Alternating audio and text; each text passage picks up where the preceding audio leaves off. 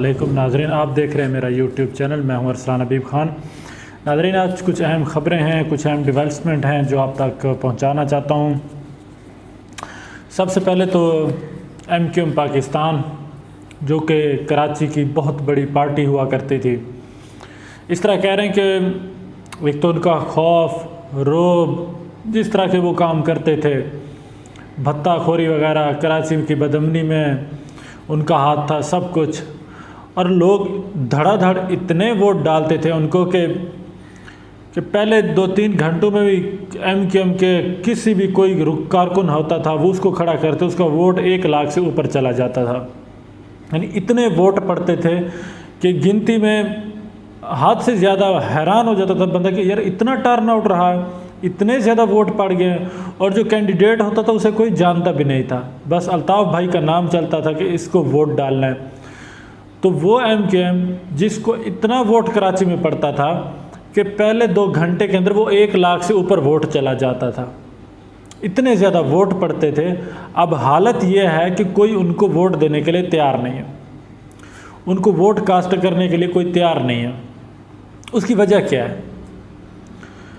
उसकी वजह है कि अल्ताफ़ भाई तो हैं बाहर, और जो मौजूदा MQM है ये इस्टेब्लिशमेंट से डील करके बैठी है।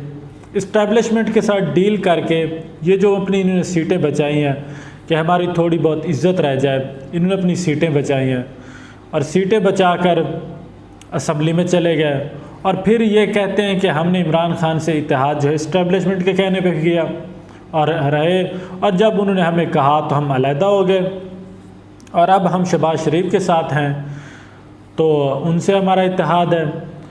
नाज़रीन, अब एक ऑडियो लीक हुई है शहबाज शरीफ की, वो भी बड़ी अहम है इसी MQM के हवाले से कि MQM जो है वो कह रही है, क्या नाम है, शहबाज शरीफ ऑडियो लीक के अंदर कह रहा है कि इस बंदे ने हमारा बड़ा MQM से डील कराने में किरदार अदा किया है, तो इस बंदे को कुछ ख्याल रखें, ठीक है। तो नाज़रीन, आपको पता है कि सिंध हाउस में क्या हुआ था, बड़ी बड़ी बोलियां लगी थी PTI के MNAs को ख़रीदने के लिए, पंजाब के KPK के और इत्तेहादियों को ख़रीदने के लिए। तो जिनमें MQM भी शामिल है, जिनको रात 11 बजे जाकर डील हुई कि उन्होंने पीपल्स पार्टी के साथ शामिल हो गए। तो वो डील क्या थी? ब्रीफ केस भरे हुए पैसों के थे, वजारतें थी, और क्या था? यही था, अपना पेट आगे था। तो इन्होंने वो डील करके हुकूमत में बैठ गए इम्पोर्टेड सरकार के साथ, लेकिन इनको ये नहीं पता था आगे क्या होने वाला है। तो ये हुकूमत में बैठ गए और बहाना बनाया कि इमरान खान के दौर में महंगाई थी तो हमारा जो है इनके साथ चलना मुश्किल था, इसलिए हमने आवाम की भलाई के लिए, कराची की भलाई के लिए इमरान खान का इत्तेहाद इस साथ छोड़ दिया। अब हुआ क्या? इन्होंने इत्तेहाद छोड़ दिया तो उसका नतीजा क्या निकला कि मुल्क में महंगाई बढ़ गई, बदतरीन से बदतरीन कारकर्दगी हुकूमत की सामने आ रही है, वज़रा की तादाद दिन ब दिन बढ़ रही है। अब हालत यह है कि अपोजिशन का एक बंदा नूर आलम PTI का MNA जो पेशावर से है, उसको इन्होंने वज़ीर बना दिया इम्पोर्टेड सरकार ने। यानी ये पाकिस्तान की तारीख में देखा कि पहली मरतबा हुआ है कि अपोजिशन के एक बंदे को उठाकर उसको वज़ीर बना दिया गया। ये सरेआम इलेक्शन कमीशन सोया हुआ है, सरेआम 2 नंबरी धांधली हो रही है कि एक अपोजिशन के बंदे को उठाकर उसको वज़ीर बना दे। किस बिना पर वज़ीर बनाया गया? क्या वो इतना काबिल था? इतना उसमें क्या था कि उसको वज़ीर बना दे? कुछ भी नहीं, सिर्फ डील थी, और वो उसी डील का नतीजा है, और वो सामने आ रहा है सब कुछ। अब जिन बेचारों को पैसे मिले हैं वो पैसे ख़त्म हो गए हैं, तो अब और आगे मांग रहे हैं क्योंकि इनने इक़्तिदार में आकर लूटना ही था। तो अब इस MQM जो इस्टेब्लिशमेंट का बहाना बनाकर इस्टेब्लिशमेंट के नाम पर वो कह रहे कि हम उधर गए, अब उनकी हालत ये हुई है कि वहाँ इमरान खान को वोट पड़ा तकरीबन 50,000 के करीब, और MQM को वोट पड़ा 13,500 के करीब। यानी वो MQM जो पहले 2-3 घंटों के अंदर 1 लाख की लीड से ऊपर जा सकती थी। आपको पता है 2013 के इलेक्शन के अंदर रशीद गुडेल जो MQM का उम्मीदवार था, उसने पूरे पाकिस्तान में सबसे ज़्यादा लीड से हराया था अपने मद्दे मुकाबिल को। तो नाज़रीन, ये MQM थी जो कराची के अंदर जो है इतनी ज़्यादा मार्जिन से सबसे ज़्यादा वोट लेकर जीतती थी। लेकिन अभी हालत ये हो गई है कि चंद हज़ार वोटों तक सुकड़ कर रह गई है, उनका वोटर उनको वोट देने के लिए तैयार नहीं है। और जो PTI का उनका मद्दे मुकाबिल उम्मीदवार होता है उसको धड़ाधड़ लोग वोट डालते हैं और वो जीत जाता है। तो MKM जो वो ख्वाब देखती थी कराची पे हुकूमत करने की, सिंध पे हुकूमत करने की, बल्कि पूरे पाकिस्तान पे हुकूमत करने की, अब वो बेचारी चंद सीटें उनका जीतना मुश्किल हो गया। अगर अल्ताफ़ भाई को ही वापस लाएं तो वो वापस आकर अपने कारकुन को आगे करेगा, इनको तो नहीं करेगा जो इन्होंने उनके साथ किया है। तो वो भी वापस आ जाए तो भी इन बेचारा जो 6 महीने से इनकी छुट्टी होती है, अगर वो ना आए तो भी छुट्टी होती है। लेकिन समझे कि इनको ऐसा रगड़ा दिया, ऐसा फेंटा लगाया बल्ले ने कि अब यह ना आगे हो गए रहे हैं ना पीछे के रहे हैं, तो ये दरमियान में रह गए। तो अब इनकी ये सूरत हाल बनी है, बिल्कुल ये इस्टेब्लिशमेंट। और अगर इस्टेब्लिशमेंट पे नाम लगाते तो इस्टेब्लिशमेंट में जो सबसे अच्छा काम बोले ना तो यही किया जो MKM को नंगा करके रख दिया कि ये इक़्तिदार की हवस, इक़्तिदार की भूख, जो बैठे हैं इम्पोर्टेड सरकार के अंदर अपने केसेस माफ़ करवाने के अंदर, जब पैसा ख़त्म हो जाता है तो जनाब फिर वजारत, फिर कोई नया ग्रांट इधर तरक्की याफ्ता के बजट के नाम पर और पैसा हड़प कर लेते हैं। अच्छा, अब इन्होंने किया क्या, इन्होंने हंगामी इजलास तलब किया। वसीम अख्तर का इंटरव्यू आया, कहा कि हम जो है हमारे साथ जरदारी ने अच्छा नहीं किया, शहबाज शरीफ ने अच्छा नहीं किया, तो हम हुकूमत से अलहदगी पर गौर कर रहे हैं। ये एक बयान था, सिर्फ बयान ही था इंटरव्यू के अंदर। अच्छा, उसके बाद क्या हुआ, MKM का गवर्नर हाउस में इजलास हुआ कामरान टिसोरी की ज़ेर सदारत, यानी वो बंदा कामरान टिसोरी जिसे चंद दिन पहले तक कोई जानता तक नहीं था, वो बाहर से आया, MKM में शमूलियत अख्तियार की और गवर्नर सिंध लग गया।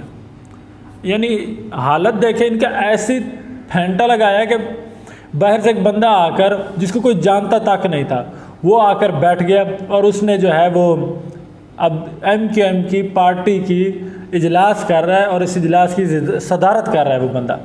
यानी ये इनकी हालत हो गई है। तो ये इनका वो फेंटा लगाया बल्ले ने कि इनको समझ नहीं आ रही कि किसको आगे करना है किसको पीछे करना है। अच्छा, इजलास हुआ, इजलास में जी कि हमारे साथ जो मुआहदे हैं वो पूरे नहीं हुए। उसके बाद ये शहबाज शरीफ के साथ इनकी मुलाकात थी जिसमें वज़ीर दाखिला राना सनाउल्लाह और भी उनके उम्मीदवार थे। मुलाकात हुई, मुलाकात में कुछ क्या हुआ, अभी हुकूमत से अलहदगी नहीं होनी इनने का, अभी और टाइम दिया है। यानी आवाम को बेवकूफ़ बनाया जा रहा है कराची को कि अभी और टाइम दिया है। टाइम क्या है, 2 और वजारतें या कुछ और ब्रीफ केस और कुछ भी नहीं है। ये रिलीफ मिला है, ये उनके साथ हुआ है कि ये कराची के लिए नहीं बल्कि अपनी जेब के लिए उन्होंने लिया है कि मज़ीद हमें कुछ मराद दे दें, कुछ ये दे दें, हम जो है फिर डील करके जिस तरह भी है इलेक्शन जीत जाएंगे। या अभी ये सामने है कि शहबाज शरीफ ने कहा है कि अभी किसी ने भी गैरत दिखाकर इलेक्शन का नाम नहीं लेना। उसकी वजह क्या है कि ये जो 9 हलके इन्होंने सिलेक्ट किए थे ये इनके मनपसंद हलके थे, ये वो हलके थे जिनमें इनका वोट बैंक 2/3 से भी ज़्यादा था। इन्होंने अपनी मर्ज़ी से ये हलके सिलेक्ट किए और कहा यहाँ तो हम आसानी से PTI को उम्मीदवार को शिकस्त देकर अपनी जो गवर्नमेंट है उसको मजबूत कर लेंगे 8-9 सीटों के साथ। लेकिन वहाँ भी इनको फेंटा लगा। तो अब शहबाज शरीफ ने कहा है कि ख़बरदार, किसी को गैरत दिखाने की ज़रूरत नहीं है, क्योंकि ये तो वो हलके थे जो पूरे पाकिस्तान से गिने चुने थे जहाँ हमारे वोटर ज़्यादा थे, तो वहाँ से हमें शिकस्त हो गई। और जहाँ इमरान खान का ऑलरेडी वोट ज़्यादा है, वहाँ इलेक्शन में गए तो वहाँ तो हमारी दुर्गत बन जानी है। तो कहा किसी को गैरत दिखाने की ज़रूरत नहीं है, जो भी होगा अब सब्र करें, जब तक मामलात हालात ठीक नहीं होते तब तक इलेक्शन के जाने की ज़रूरत नहीं है। अच्छा, एक और दूसरी बात, अब राना सनाउल्लाह साहब ने एतराफ़ जुर्म करना शुरू कर दिए हैं।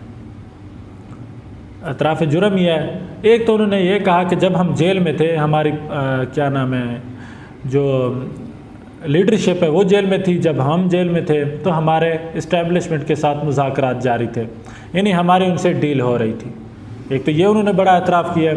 उसके अलावा उन्होंने अपनी हार को तस्लीम भी किया है और वो एक अलहदा बयान है कि वो जिस तरह कहते हैं ना कि चवल मारी वाले बयान भी दे रहे हैं, वो साइड पे लेकर उन्होंने ये कहा है कि फैसलाबाद के अंदर तकरीबन तमाम ब्लूम्स जो हैं बंद हो चुके हैं, जिससे मज़दूर बेरोज़गार हैं, बिजली के बिल ज़्यादा हैं, तो लोग को गुस्सा है और वो इसलिए हमें वोट नहीं दे रहे। नाज़रीन, ये हम आपको पहले बताते रहे, काफ़ी व्लॉग्स के अंदर बताएं कि फैसलाबाद की टेक्सटाइल इंडस्ट्री बंद हो रही है, मज़दूर बेचारे बेरोज़गार हो रहे हैं, तो लेकिन किसी ने इस पर तवज्जो नहीं दी। अब नतीजा क्या निकल रहा है कि वो बंद हो गई हैं, मज़दूर बेरोज़गार हो गए हैं, लोगों के पास रोज़गार नहीं है।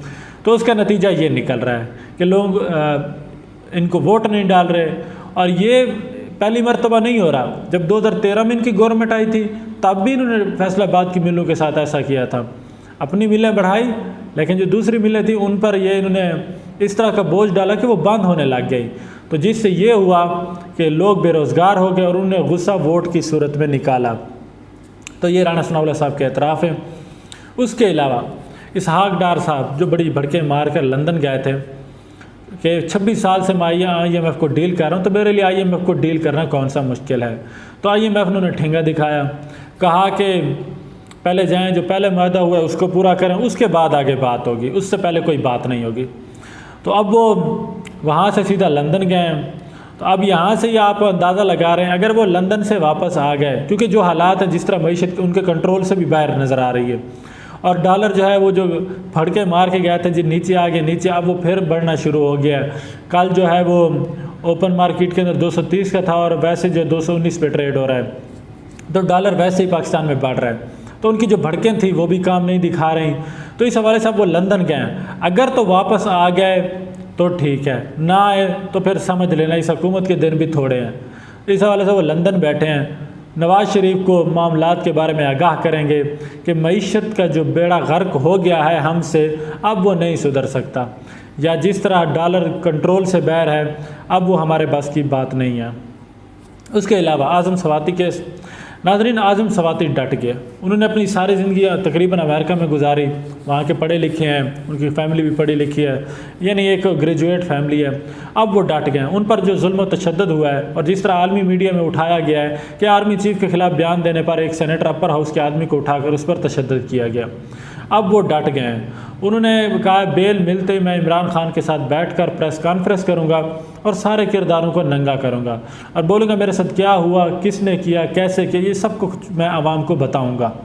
तो अब इस हवाले से एक तो वो पठान भी हैं, दूसरा फिर वो ग्रेजुएट भी हैं, ज़िद्दी भी हैं, इस हवाले से अपने नज़रिए के साथ हैं।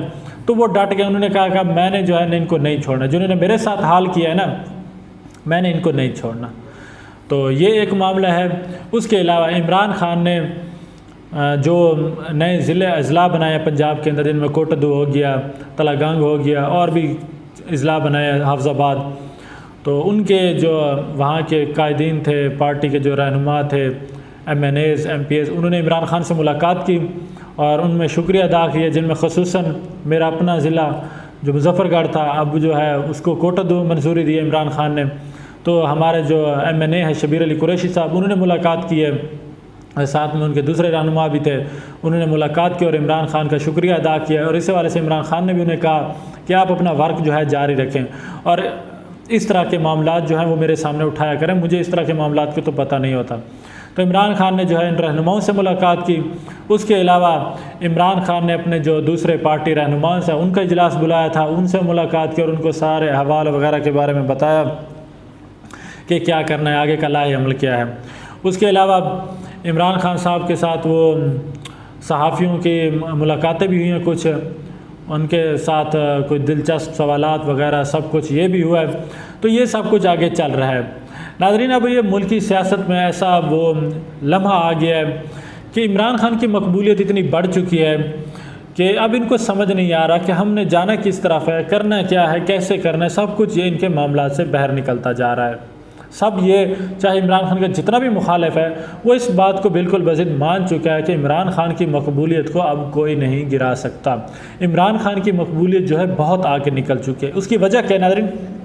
नून लीग शुरू से चोर दरवाजे की आदी, डील की सूरत में आना, जिसका राणा सनाउल्लाह साहब ने एतराफ़ किया है कि इनको जब भी डील की पेशकश की जाती है ये भाग कर कबूल करते हैं और भाग कर आ जाते हैं। तो इस हवाले से वो तो डील के, और आवाम को पता चल गया कि चोर दरवाजे से आने वाले हैं, डील करके आते हैं, पैसा बनाते हैं, फिर बाहर चले जाते हैं, फिर डील करके फिर आ जाते हैं। और जरदारी का तो सबको पता है, जिस तरह की वो लूट मार करते हैं। और ANP और JUI वो भी आवाम के साथ नंगा हो गया कि दीन कार्ड और पख्तून कार्ड के अलावा इनके पास कुछ है ही नहीं, और अब आगे फिर अपना पेट रख लेते हैं जब इक़्तिदार में आते हैं। तो ये सारा वो अमल है कि सारी पार्टियाँ नंगी हो गई हैं। लेकिन इमरान खान शुरू से 1996 से जब से उन्होंने पार्टी बनाई है, उनका जो नज़रिया था उसी नज़रिए पर खड़े हैं। जब जब बीच में आके कोई ऐसी सूरत हाल बनी है कि उन्हें अपने नज़रिए पर कंप्रोमाइज़ करना पड़ा, तो उन्होंने अपना सियासी नुकसान उठाया। उनका वोटर उनसे बदजन हुआ, उनको जो MNAs के उम्मीदवार थे, जो उनके रहनुमा थे, वो उनसे बदजन हुए, हत्ता कि जो 1996 में उनके जो साथी थे वो भी उनसे तंग हो गए। लेकिन वो फिर शामिल हो गए कि खान साहब अपनी गलतियों से सीखते हैं, उनका जो गुजर चुका है उन पर वो उनसे सीखते हैं। तो खान साहब अपने नज़रिए पर अभी भी उसी तरह खड़े हैं जिस तरह उनका पहले नज़रिया था। तो अभी वो उसी नज़रिए की वजह से लोगों ने देखा कि यार सारे जो हैं वो डील करके, सारे जो इधर उधर इक़्तिदार की खातिर जो डील करके आज, लेकिन ये वाहिद बंदा है जिसने कुर्सी कुर्बान कर दी, लेकिन अपने नज़रिए पर, अपना जो उनका नज़रिया था उस पर समझौता नहीं किया और आगे बढ़े। और फिर वही कौम का, यानी जिस तरह कह रहे हैं, कौम के पास गए, बजाय वो इदारों के साथ बैकडोर राब्ते करने के, डील वगैरह करके आते, बल्कि वो अपनी आवाम के पास गए और 6 महीने के अंदर रिकॉर्ड तोड़ 55 जलसे कर दिए। यानी हर जगह, हर छोटे ज़िले में, हर तहसील, हर लेवल पे जाकर जलसे किए, हर यूसीज के अंदर कन्वेंशन किए, अपने सब कुछ। तो इन्होंने एक बहुत बड़ी जो है वो, यानी उन्होंने अपने अवाम को अपना वो बनाया मैंडेट कि अवाम जिसको चाहे उसको ऊपर लाए, उसने अवाम को अपने साथ मिला लिया। अब हाल ये है कि अवाम को उसके साथ मिलने से जो ताकतवर हलके हैं उनके अंदर, और जो इक़्तिदार में हलके हैं उनके अंदर बड़ी बेचैनी है कि यार हम तो लगे थे इक़्तिदार में इस तरह अपनी सीट संभालने में, वज़ीर आज़म बनने में, इधर उधर, लेकिन उसने क्या किया, उसने उधर से अवाम अपने साथ मिला ली। तो अवाम के सामने इनका जो नज़रिया है इम्पोर्टेड सरकार का वो तो खुलकर सामने आ गया, और खान साहब का नज़रिया वो तो लोगों के दिल में बस गया। और सबसे बेहतर जो रजीम चेंज ऑपरेशन हुआ है वो नौजवान जो हैं उनके दिलों में बैठ गया कि अब ऐसा हमने नहीं होने देना। पाकिस्तान की गवर्नमेंट पाकिस्तान की आवाम बनाएगी, पाकिस्तान के इदारे पाकिस्तान की आवाम बनाएंगे। ये नहीं हो सकता कि बैर से बैठकर कोई आर्डर दे और वो पाकिस्तान के अंदर हुकूमत बनाए, पाकिस्तान के इदारों को चलाए। ऐसा अब हम नहीं होने देंगे। ये नौजवान जनरेशन के जहनों में इमरान खान ने ये बात डाल दी है, और मरूसी सियासत के हवाले से भी इमरान खान ने ये बात डाल दी है, और अगर इमरान खान इसके ख़िलाफ़ जाते हैं तो ख़ुद उसका नुकसान उठाते हैं। तो ये सारी सूरत हाल है कि जिस तरह हो रहा है पाकिस्तान की सियासत के अंदर। और भी अगर ऐसी कुछ खबरें होंगी तो मैं आप तक पहुँचाऊँगा। तब तक के लिए इजाज़त दीजिए। अल्लाह।